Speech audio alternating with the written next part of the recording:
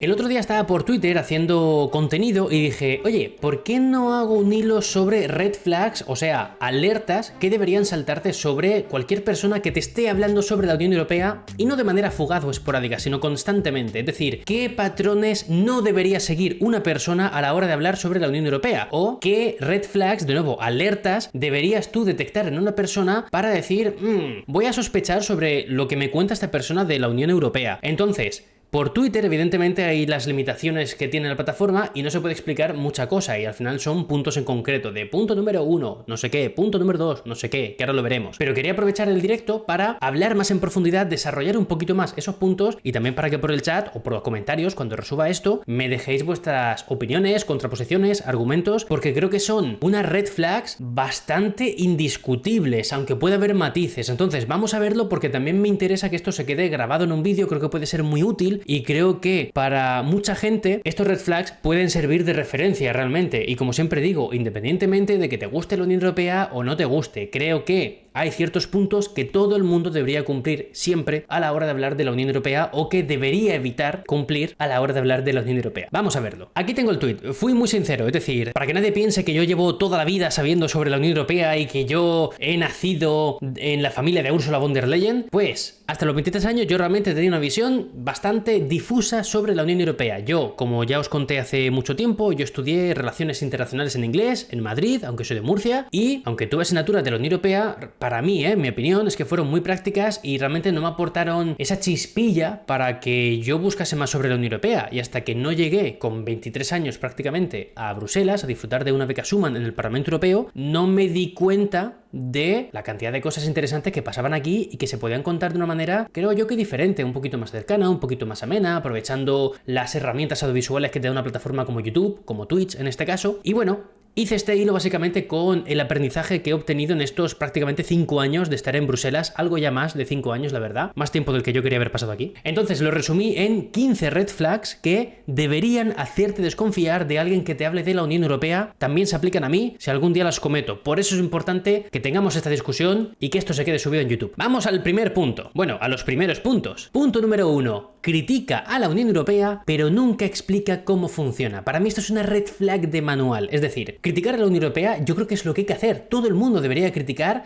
de manera al menos constructiva. Si lo haces de manera destructiva lo puedo entender. No lo comparto, pero lo entiendo y es respetable, faltaría más. Pero si tú, por ejemplo, criticas que falta democracia en la Unión Europea, pero nunca explicas cómo funcionan los procesos de elección en la Unión Europea, creo que es una red flag. Creo que no estás siendo del todo sincero, del todo justo con la tarea de divulgación que a lo mejor estás llevando a cabo. Creo que hay que explicar las cosas. No siempre hay que explicarlo, pero aquí soy muy claro con mis palabras, que nunca te explica cómo funciona la Unión Europea. Es decir, si conocéis algún perfil, alguna persona que solo critica la UE, que siempre la critica, pero nunca te explica nada cómo funciona, o te lo explica de mala forma con, es que esto es una basura porque funciona así, no sé qué. No. El funcionamiento de una institución es objetivo, tiene su explicación. Explicar cómo funciona una institución es muy sencillo, muchas veces es leer los artículos de un tratado y en todo caso lo subjetivo puede estar en cómo se interpretan luego o cómo en la práctica se llevan a cabo. Pero ahí creo yo que hay una realidad bastante clara que se puede contar y que no siempre deja bien parada la Unión Europea. Ojo. Segundo punto, una persona que nunca critica a la Unión Europea y que, bueno, evita hablar de sus polémicas. Esto para mí es otro red flag de manual. O sea, yo he entrevistado y he tenido charlas con gente que trabaja en Bruselas, con incluso eurodiputados, no voy a decir nombres, que constantemente te vendían todo lo positivo de la Unión Europea. Y es como, tío, no puede ser. Quiero decir, también hay fracasos y también hay cosas que van muy mal.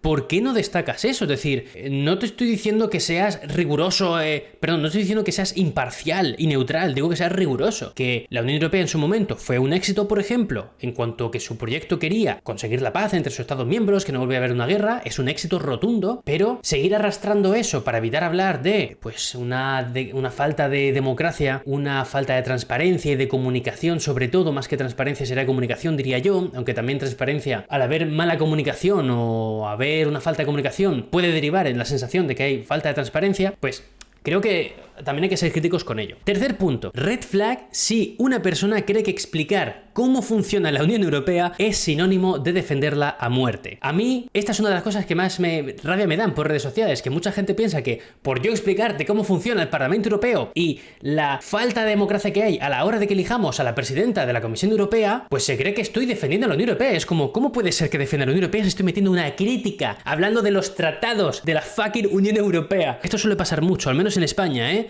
Mi experiencia personal de 5 años divulgando. Si tú hablas de la Unión Europea y no la criticas, simplemente explicas cómo funciona algo, aunque metas una crítica, solo por explicar cómo funciona, mucha gente automáticamente va a creer que estás defendiendo a muerte la Unión Europea, y nada más lejos de la realidad. Cuarto punto, dice Europa constantemente para referirse a la Unión Europea como tal. Esta es una red flag que hay gente que me la ha discutido. Soy muy claro en mis palabras. Dice Europa constantemente, no una vez, te lo puedo pasar. En discursos políticos se dice, queda muy bonito decir Europa como concepto, cierto. Pero esto es un problema para mí, hablar de Europa y no de Unión Europea. ¿Por qué? Preguntaréis. A nivel práctico tiene un serio problema. Y esto yo lo he reflexionado para mis adentros y hoy lo vengo a exponer al mundo. Y es, cuando hablamos de instituciones europeas, ¿de qué estamos hablando? Pregunta al chat. Quiero que respondáis. Si yo hablo de instituciones europeas, ¿de qué instituciones estamos hablando? Bruselas, Estrasburgo, los burócratas de Bruselas. Hay un punto sobre eso, ahora llegaremos. Cuando dicen Europa pienso que ya todos los países del continente europeo son de la UE. Ese es otro de los problemas, la verdad. Europa son 50 países, no los 27 de la UE. Esa es otra realidad. Las de la UE y el Consejo de la UE.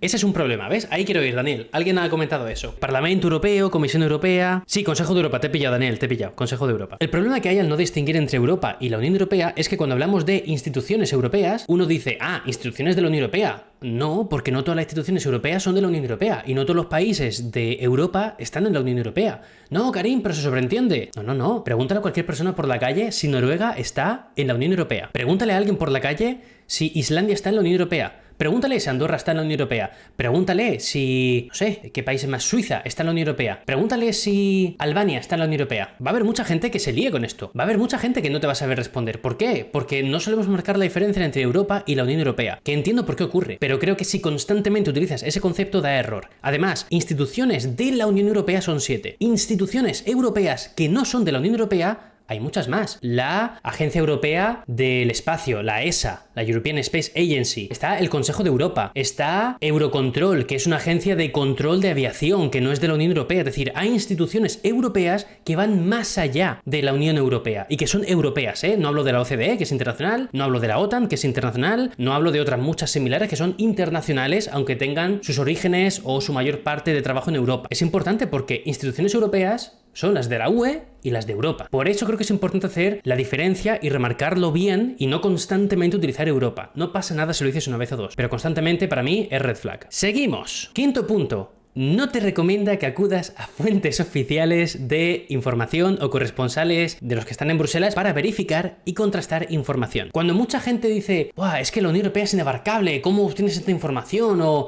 madre mía, ¿cuánto sabes? Tu objetivo ahí no es decir, soy el puto amo. Ese no es la idea. O decir, la gente acude a mí para la información. Tu objetivo es que la gente acude a ti, evidentemente, porque estás haciendo un buen trabajo, se supone, pero también que derives a fuentes oficiales. Y también que derives a gente que, quitemos los egos de encima, lleva aquí trabajando mucho más y mucho mejor que tú durante puede que décadas. Entonces hay que recomendar siempre que la gente acuda a los corresponsales de la Unión Europea porque hace un trabajo por lo general espectacular, sobre todo en España, de verdad, es un trabajo divino. No, pero es que yo leo más medios de derechas, son divinos. Leo más medios de izquierdas, son divinos, de verdad, hacen un trabajo muy bueno. Entonces, para mí, red flag, que alguien no te recomiende esto cuando te pregunta por, oye, ¿dónde puedo aprender más información? Sexto punto, aquí lo hemos comentado largo y tendido muchas veces, habla de burócratas de Bruselas sin especificar quiénes son. En esto ya me detuve en su momento mucho tiempo, así que simplemente voy a añadir algo nuevo, y es, ¿quiénes son los burócratas de Bruselas? ¿Nos referimos también a la gente que trabaja como técnicos de audiovisual? ¿La gente que se dedica a traducir sesiones en el Parlamento Europeo son burócratas de Bruselas y estamos en contra de ellos? ¿Quiénes son los burócratas de Bruselas? ¿Son los de la Comisión Europea únicamente? Entonces digamos funcionarios de la Comisión Europea, no burócratas de Bruselas. Es como quejarte de un equipo entero porque ha jugado un mal partido cuando realmente solo es una persona la que ha jugado mal. O son dos personas, o son los altos cargos de ese equipo. ¿Por qué culpas a los jugadores entonces? ¿Qué culpa tienen? Se entiende la crítica, se entiende la queja, pero no es acertada, no apunta para nada bien. Es como pegar un escopetazo con una de feria. No tiene sentido. Perdigones disparados, no das a la diana, genera ruido, humo y ayuda a no seguir explicando bien la Unión Europea. Red flag, en mi opinión. 7. Esto es un clásico, no diferencia entre el Consejo de la Unión Europea, más conocido como el Consejo, Consejo Europeo y Consejo de Europa. Hablar de las instituciones de la Unión Europea no es sencillo, soy consciente de ello, pero creo que es una red flag hablar con contundencia de la Unión Europea y no saber la diferencia entre estas tres instituciones, donde encima Consejo de Europa, como hemos dicho antes, no es una de la Unión Europea. Seguimos. Punto número 8, red flag 8. Dice que la Unión Europea roba soberanía, pero no te habla sobre los tratados que firman los países donde ceden de manera voluntaria esa soberanía. Creo que es una red flag de manual y que va un poco enlazada con quien lleva un discurso de burócratas de Bruselas. Está bien, de nuevo, quejarse de que la Unión Europea puede que absorba demasiada soberanía a los países. Es correcto. Faltaría más, de nuevo, que no podamos hablar de qué Unión Europea queremos. Pero cuando hagamos eso, hay que hablar de que se ha firmado previamente. Hay que hablar de que la Unión Europea no ha llegado con un cuchillo a tu casa y te lo ha puesto en el cuello para que tú firmes ceder soberanía. Lo has firmado y lo has cedido. ¿No te gusta? Ok, pero lo has firmado y lo has cedido. Si no quieres, pues tendrás que lucharlo e intentar cambiarlo. Pero no te lo han impuesto. ¿Me parece injusto? Ok, te lo compro. Pero no es ilegal. Punto número 9. Cree o da a entender que la Unión Europea siempre impone leyes sin hablar nunca del papel de los países en la creación de las normativas. Esto lo destaqué como red flag porque yo creo que hay mucha gente que de verdad se piensa que los países de la Unión Europea, en términos de creación de legislación en la UE, están así en su casa esperando que les llegue la legislación, en plan de, bueno, pues a ver cuando Bruselas nos impone algo nuevo, gente, a ver, uy, mira, vaya. ¡Hala! Nos han impuesto ahora tener que meter nueva legislación en materia de redes sociales. Uf, joder, no me lo esperaba. Evidentemente no, o sea, entonces no es así.